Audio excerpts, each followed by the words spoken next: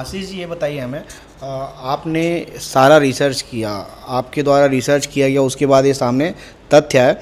जब आप रिसर्च कर रहे थे, आपको किन किन परेशानियों का सामना करना पड़ा था, कैसे कैसे कमियां थी, क्या क्या दिक्कतें आ रही थी जब उस टाइम में रिसर्च कर रहे थे? क्योंकि आप 1995 में ये तलाश कर रहे थे कि 1955 से पहले क्या हुआ है। परेशानियों की बात तो ऐसी थी कि सबसे पहले मैं उस तथाकथित सेनानी के पास ही गया था जिसका उल्लेख किताब में था।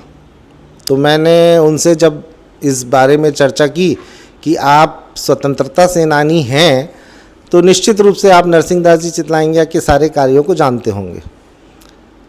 तो उन्होंने सिरे से नकार दिया कि ऐसा कुछ भी ना मुझे याद है, ना ऐसा कोई उनका योगदान है।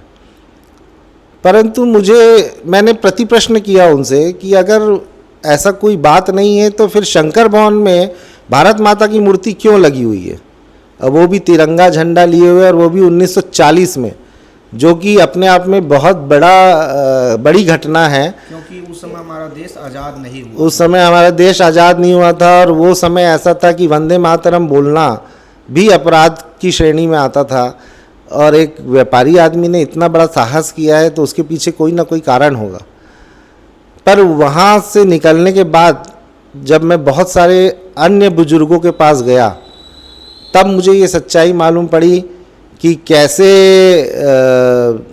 स्वतंत्रता आंदोलन को व्यक्ति विशेष ने कैप्चर कर लिया। क्योंकि उस समय के जो स्वतंत्रता सेनानी थे वो प्रायः इस दुनिया में नहीं रहे थे, तो कोई बताने वाला व्यक्ति था नहीं।